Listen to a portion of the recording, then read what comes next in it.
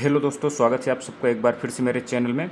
दोस्तों, इस वीडियो में हम आप देख सकते हैं सामान्य धन पूर्वावलोकन, जो आपके भारतीय इतिहास की।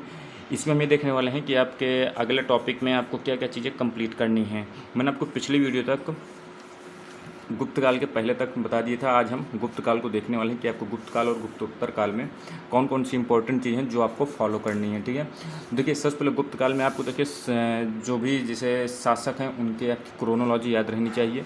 श्रीगुप्त हो गए, जैसे आपके समुद्रगुप्त हैं, इनके बारे में आपको सब याद रखना है। इनकी रचनाएँ कौन सी थी, ये चीज़ भी आपको ध्यान देना है। चंद्रगुप्त हो गए, चंद्रगुप्त द्वितीय हो गए, ये चीज़ आपको ध्यान देना है। मौर्य काल में चंद्रगुप्त मौर्य अलग थे, चंद्रगुप्त यहाँ अलग है, जिसे हम विक्रमादित्य नाम से भी जाने जाते हैं। चंद्रगुप्त द्वितीय को जानते थे। ठीक है, तो ये आपको ध्यान देना है इन सब चीज़ों के बारे में। इसमें सबसे ज़्यादा इंपॉर्टेंट है आपकी जो रचनाएं हैं वो बहुत ही महत्वपूर्ण हैं। ठीक है, क्योंकि गुप्त काल में देखिए ये जितने चरक थे, सुश्रुत थे, धन्वंतरी थे, ये सब इसी से संबंधित थे। भास्कराचार्य हो गए, ठीक है, ब्रह्मगुप्त हो गए, ये सब चीज़ आपको ध्यान देना है। ये आपकी जितनी भी रचना है इनको आपको अच्छे से याद कर लेना है। और गुप्त काल में जो जो आक्रमण हुए थे और किसके समय में हुए थे, ये चीज़ आपको ध्यान देना है। और यदि बात करते हैं हम इसमें और क्या महत्वपूर्ण है, तो आपके लिए देखिए सबसे ज़्यादा महत्वपूर्ण देखिए शतरंज का खेल भी गुप्त काल में आता है। ये चीज़ आपको ध्यान देना है। ठीक है, ये सब चीज़ें आपको याद रखना है। जो खष्टांश होते हैं आपके, जो जैसे आपके उत्तर मीमांसा हो गया, न्याय दर्शन हो गया, पतंजलि हो गया, इन सब के आपको कौन इनके प्रवर्तक थे और इनके द्वारा कौन कौन सी रचनाएं की गई हैं, इनके बारे में आपको अच्छे से नॉलेज होना चाहिए। ठीक है, हर्षवर्धन के बारे में अच्छे से पढ़ लीजिएगा, उसने क्या क्या काम किए हैं। शंकराचार्य जी के बारे में, उनकी रचनाएँ कौन कौन सी थी। ठीक है, ये चीज़ आपको ध्यान देना। पुलकेशिन द्वितीय बहुत ही महत्वपूर्ण है, इससे शासन में ये चीज़ आपको ध्यान देना है। पुलकेशिन द्वितीय चूँकि गुप्त काल का नहीं था, ये चीज़ आपको ध्यान देना है। ठीक है, और आगे यदि हम बात करते हैं इसमें, ये देखिए प्रश्न यहाँ पर, प्रश्न आपको सब फॉलो करने हैं इसमें। ठीक है, जितने भी प्रश्न हैं ये ना देखिएगा कि कोई क्वेश्चन रिपीट हो रहा है, उससे रिपीट होने दीजिए। जो आपका ये कोष्टक में जो रहती है ना चीज़, इन्हें और अच्छे से पढ़िएगा। 2-3 बार जितना भी रिवीजन होगा आपके लिए फ़ायदेमंद होने वाला। आप इसके क्वेश्चन नंबर से ही अंदाज़ा लगा सकते हैं कि इसका लेवल कितना अच्छा है। आपके यदि क्वेश्चन की बात करें, देखिए क्वेश्चन इसमें अच्छे खासे क्वेश्चन हैं। देखिए शक साम्राज्य के बारे में अच्छे से आपको पता होना चाहिए। ठीक, इसमें क्वेश्चन आप देख सकते हैं लगभग, ये देखिए लगभग 170 क्वेश्चन। तो आप इसी से महत्व समझ सकते हैं कितना इंपॉर्टेंट टॉपिक है गुप्त और गुप्तोत्तर काल। ठीक है, और प्रयाग प्रशस्ति जैसे आपको पता होगा समुद्रगुप्त से संबंधित है, इन सब चीज़ों के बारे में आपको ध्यान देना है। ठीक है, और आपको इसको देखिए कालिदास हो गए, इनके बारे में अच्छे से आपको याद देना है। जो जितने भी देखिए रचनाएँ हैं इनको आपको अच्छे से ध्यान देना है। ठीक है, अब आगे देखिए बात करें तो प्राचीन भारत में स्थापत्य कला, इसमें हमें क्या क्या चीज़ें कंप्लीट करनी हैं। तो प्राचीन भारत में देखिए आपके इधर चंदेल शासकों के बारे में ध्यान देना है। इसमें भी खासकर जो आपका चंदेल में आपका खजुराहो में स्थित था। ठीक है, और खारवेल जो था इसके बारे में ध्यान देना। जो जो इम्पोर्टेंट वैष्णव धर्म शैव धर्म से संबंधित जो भी मंदिर थे, कहाँ कहाँ स्थित हैं, इनसे संबंधित है। जैसे वैष्णव वालों को अलवार कहते हैं, जो अलवार संप्रदाय, और जो शिव से संबंधित हो, भगवान शिव को जो मानते थे उन्हें नयनार कहा जाता है। ये चीज़ आपको ध्यान देना है। ठीक है, ये आप देख सकते हैं बौद्ध धर्म और जैन धर्म से जो भी स्थान हैं, जैसे दिलवाड़ा मंदिर है, ये आपको ध्यान देना है किससे संबंधित। तो ये आपको देखिए जैन धर्म से संबंधित है, इनके बारे में आपको और जरूर ध्यान देना है। और इनका निर्माण किसने कराया था, ये चीज़ भी आपको ध्यान देना है। एलोरा हो गया, ठीक है, एलोरा और एलिफेंटा की गुफाएं, इनमें क्या क्या चीज़ें हैं। राष्ट्रकूट शासन के बारे में ध्यान देना, उन्होंने क्या क्या बनवाया है। ठीक है, यहाँ पर देखिए ज़्यादातर है आपके जो भी स्थल है वो महत्वपूर्ण है। ठीक है, लिंगराज मंदिर हो गया, अंकोर वाट का मंदिर हो गया, ये चीज़ आपको ध्यान देना है। ठीक है, गोपुरम किसे कहा जाता था, पंचायतन शैली क्या थी, ये सब चीज़ें आपको ध्यान देना है। द्रविड़ नागर बेसर शैली, आपको ये पता ही होना कि नागर शैली आपकी उत्तर भारत में बनती थी, द्रविड़ शैली आपके दक्षिण भारत में, और जो बीच का क्षेत्र बसता था, बीच के क्षेत्र में बेसर शैली, और इन दोनों का मिश्रण ही थे। तो ये सब चीज़ के बारे में आपको ध्यान देना है। और उत्तर भारत के इंपॉर्टेंट नागर शैली के मंदिर और दक्षिण भारत में आपके बेसर शैली से निर्मित जो भी इंपॉर्टेंट मंदिर हैं उनके बारे में आपको ध्यान देना। आप इसके क्वेश्चन से भी देख सकते हैं। खजुराहो मंदिर स्थापत्य के निर्माण में सहयोगी कौन थे, तो आपको पता होना चाहिए चंदेल शासक थे। ठीक है, यहाँ पर देखिए खजुराहो का कंदरिया मंदिर जो स्थित है वो किससे संबंधित है, ये भी देखिए चंदेल शासक। तो आपको ये सब चीज़ें ध्यान देना है। ठीक है, ये आपका स्थापत्य कला से संबंधित है। ठीक है, स्तूप किसे कहते हैं, और आपका जो दशावतार मंदिर है ये कहाँ स्थित है, ये सब चीज़ें आपको अच्छे से ध्यान देना है। इसमें देखिए आप क्वेश्चन लगाएंगे तो आपको समझ में आ जाएगा कि कौन कौन सी चीज़ें इंपॉर्टेंट है, किनको आपको अच्छे से तैयार करना है।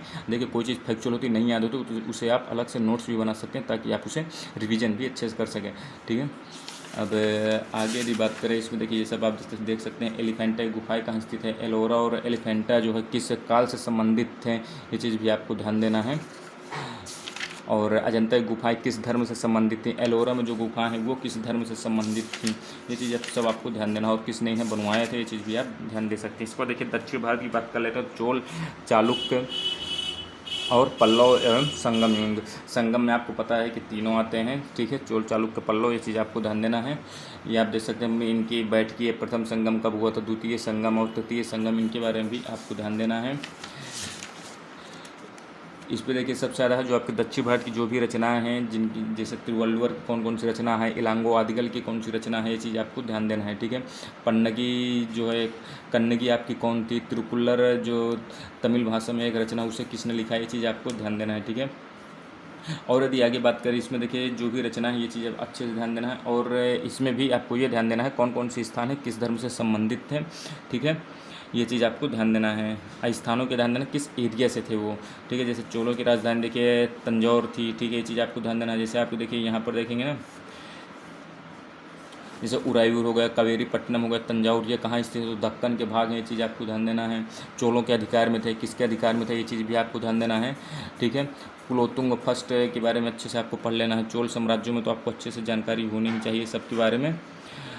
अब यदि हम आगे बात करते हैं और क्या महत्वपूर्ण है आपके लिए, व्यापारिक केंद्रों के बारे में आपको पढ़ लेना है, ठीक है। मीनाक्षी मंदिर हो गया, और जो भी इम्पोर्टेंट पोर्ट हैं ये चीज़ आपको ध्यान, जैसे देखिए नौरा हो गया, तोंडी, मुसरी, नेरीसंडा, या पश्चिमी तट के प्रमुख बंदरगाह थे।